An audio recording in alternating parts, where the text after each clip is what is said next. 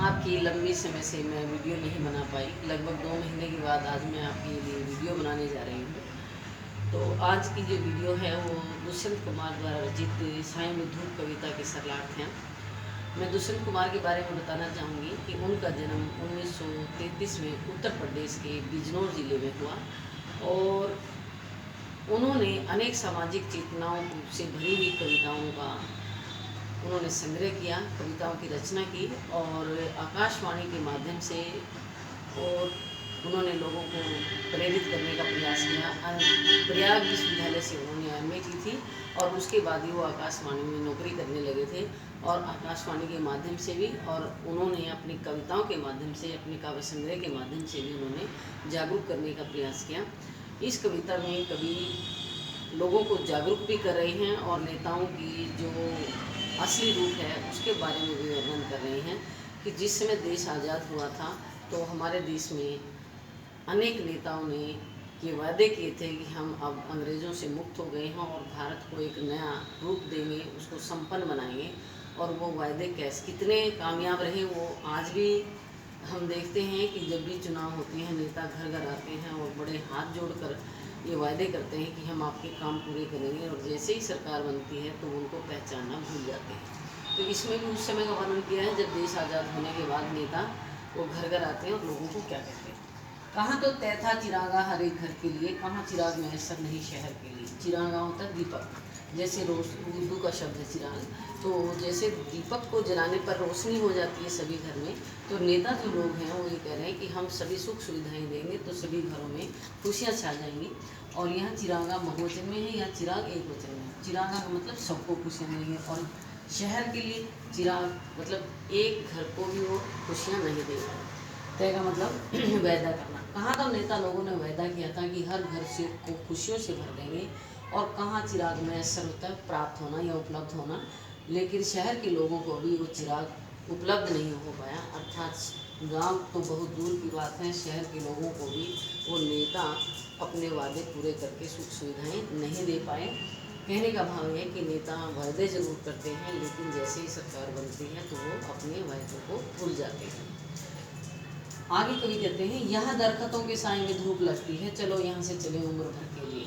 दरख्त जो शब्द है उर्दू का है और क्योंकि गज़ल जो है उर्दू में ही लिखी जाती है, कवि ने हिंदी में गज़ल लिखी है लेकिन उर्दू शब्दावली का प्रयोग किया। तो दरख्त का मतलब पेड़, साए होता छाया। जिस पेड़ की छाया में भी धूप लगती हो, चलो यहाँ से चले उम्र भर के लिए, ऐसे पेड़ को जिंदगी भर के लिए छोड़ देना चाहिए। अब इसका जो दूसरा अर्थ है, यहाँ दरख्त जो शब्द है पेड़ के लिए नहीं आया है, ये उन बड़े नेताओं के लिए आया है जो क्या है बड़े बड़े पद पर आसीन होते हैं या अपने आप को बहुत बड़ा नेता कहते हैं।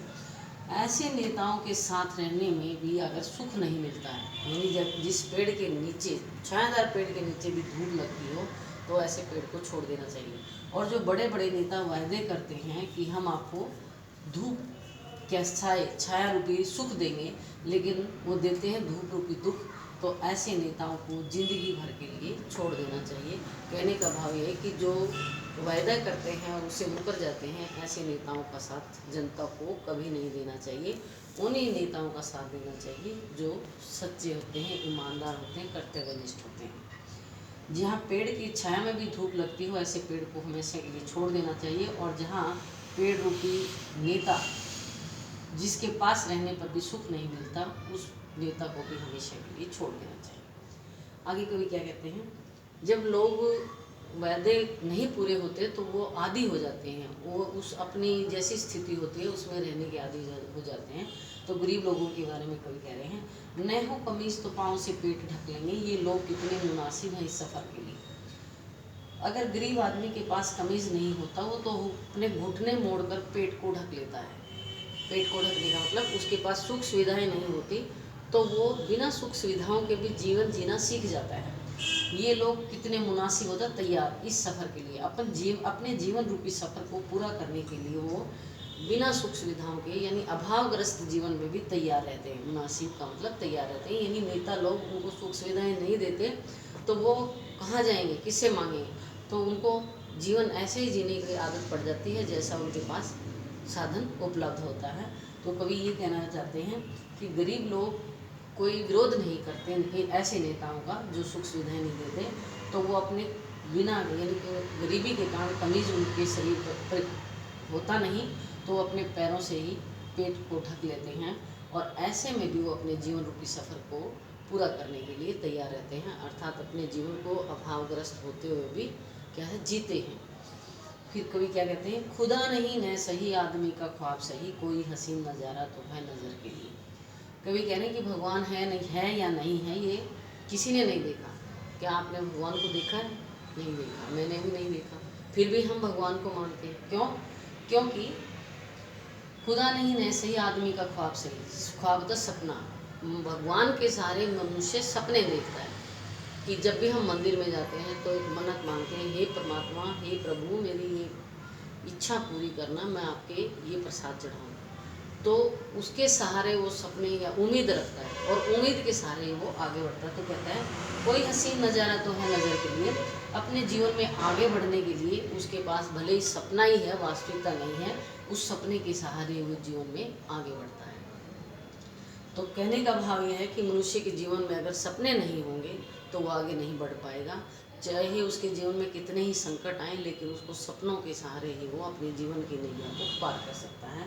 भगवान है या नहीं है किसी ने नहीं देखा, लेकिन भगवान के सहारे मनुष्य सपने जरूर देखता है, और उन सपनों को पूरा करने के लिए उन हसीन नज़ारों में, अर्थात सपनों में जो हसीन सुंदर नज़ारे देखता है कि मेरे जीवन में कभी ऐसा होगा, तो उनके सहारे ही वो अपने जीवन के सफ़र में आगे बढ़ता है। आगे कवि क्या कहते हैं, वे मुतमईन हैं कि पत्थर पिघल नहीं सकता, मैं बेकरार हूँ आवाज़ में सर गई। कौन मुतमईन होता है? निश्चिंत। जो लोग हैं, गरीब लोग हैं, वो अमीर नेता लोग हैं, वो कहते हैं कि गरीब नेता लोग ये कहते हैं कि अमीर अमीर ही रहेगा और गरीब गरीब ही रहेगा, और गरीब लोग सोचते हैं कि हमारा कभी कोई भला नहीं कर सकता, या नेता लोग हमें कभी ऊंचा नहीं उठा सकते। तो वो दोनों ही अपने आप में निश्चिंत हैं। मुतमईन हमें मतलब निश्चिंत। गरीब लोग ये कहते हैं कि जिस तरह पत्थर को पिघला कर पानी नहीं बनाया जा सकता, उसी तरह इन नेताओं को कभी सुधारा नहीं जा सकता। मैं बेकरार हूँ, कभी कहता है मैं बेचैन हूँ आवाज़ में असर के लिए, कि मेरी आवाज़ से लोगों के अंदर असर हो, अर्थात वो जागें और ये ऐसे नेताओं का विरोध करें जो इसमें समाज के अंदर भेदभाव पैदा करते हैं, अमीरी गरीबी का वर्ग बनाते हैं। उन नेताओं के विरुद्ध खड़े हो जाए लोग, तो अवश्य ही समाज में परिवर्तन होगा। तो कभी फिर मैं बता रही हूँ कि वो निश्चिंत हैं। कौन?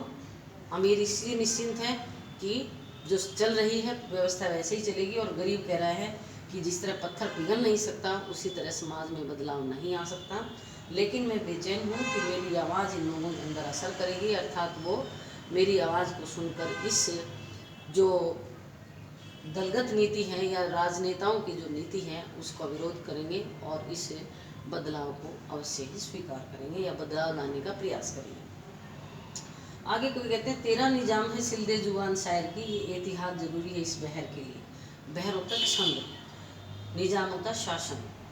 जो तानाशाही शासन होता है, सिलना होता है बंद कर देना, यानी जहाँ पर जब कोई हमारे से ज़्यादा ताकतवर आदमी होता है तो वो अगर हमारे ऊपर अत्याचार करता है तब भी हम उसका विरोध नहीं कर सकते। तो शासन जहाँ तानाशाही होता है, सिलदे जुबान शायर की, शायर होता है कवि, और जुबान का मतलब उसको बोलने का अधिकार नहीं देते। जहाँ तानाशाही शासन होता है उसमें कवि की जुबान को भी बंद कर दिया जाता है, अर्थात वो अपनी कविताओं के माध्यम से भी लोगों को जागरूक नहीं कर सकता। अगर वो करना भी चाहेगा तो उसको पकड़ लिया जाएगा, उसको बंदी बना दिया जाएगा। एहतियात होता है सावधानी, ये एहतियात जरूरी है इस बहर के लिए, और तानाशाही शासन में ऐसी सावधानियाँ जरूरी हैं।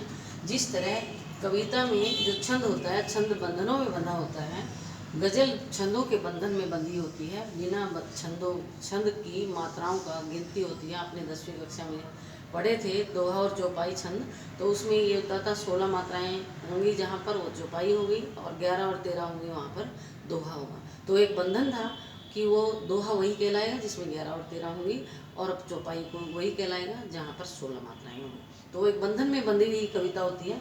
तो कवि कहते हैं कि जिस तरह छंद बंधन में बंधा होता है, उसी तरह तानाशाही शासन में भी ऐसे बंधन जरूरी होते हैं। अगर बंधन नहीं होंगे तो तानाशाही शासन ही खत्म हो जाएगा, और इसीलिए जो शासक हैं वो सभी लोगों की जुबान पर क्या है, बंधन लगा देते हैं, जुबान को बंद कर देते हैं।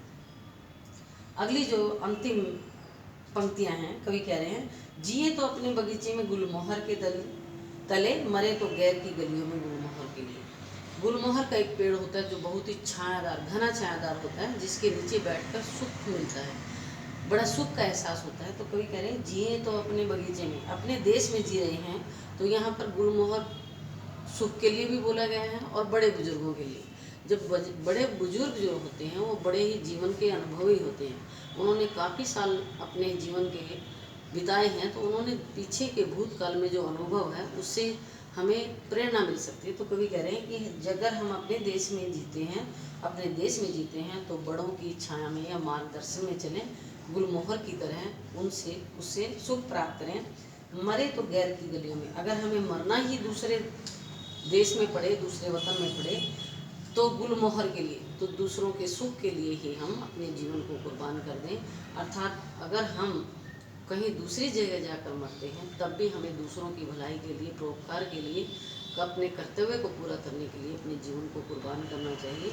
अपने लिए तो सारी ही दुनिया मरती है, लेकिन जो दूसरों के लिए मरता है वही आदमी महान होता है। तो यहाँ यही कहना चाहते हैं कि हम अपने देश में जीते हैं तो अपने बड़े बुजुर्गों के मार्गदर्शन में या गुलमोहर की तरह बनकर जिएँ, जो दूसरों को सुख और सुविधाएं दें। और दूसरे देश में भी मरते हैं, वतन में भी मरते हैं, तब भी हम गुलमोहर की तरह, यानी दूसरों को सुख देने के लिए है, अपने जीवन को कुर्बान करें। तो प्यारे बच्चों, इस कविता के माध्यम से कवि यही कहना चाहते हैं कि जो नेता धोखेबाज हैं, बेईमान हैं, भ्रष्ट हैं, ऐसे नेताओं को हमें छोड़ देना चाहिए और अपने लिए, ये जैसे वो कह रहे हैं खुदा नहीं मेरे सही, भगवान है या नहीं है, लेकिन सपने जरूर देखने चाहिए और सपनों के सहारे ही जीवन आगे बढ़ सकता है। जिस आदमी के सपने मर जाते हैं वो कभी आगे नहीं बढ़ पाता। और दूसरों की सहायता और दूसरों को सुख देने का हमें प्रयास करना चाहिए, गुलमोहर के पेड़ की तरह। प्यारे बच्चों, ये वीडियो आपको पसंद आई होगी, और पसंद आई है तो इसको सब्सक्राइब करना ना भूलें। जिन बच्चों ने अभी तक सब्सक्राइब नहीं किया वो सब्सक्राइब कर लें और इसको ज़्यादा से ज़्यादा शेयर करें और कमेंट बॉक्स में अपने कमेंट जरूर दें। धन्यवाद।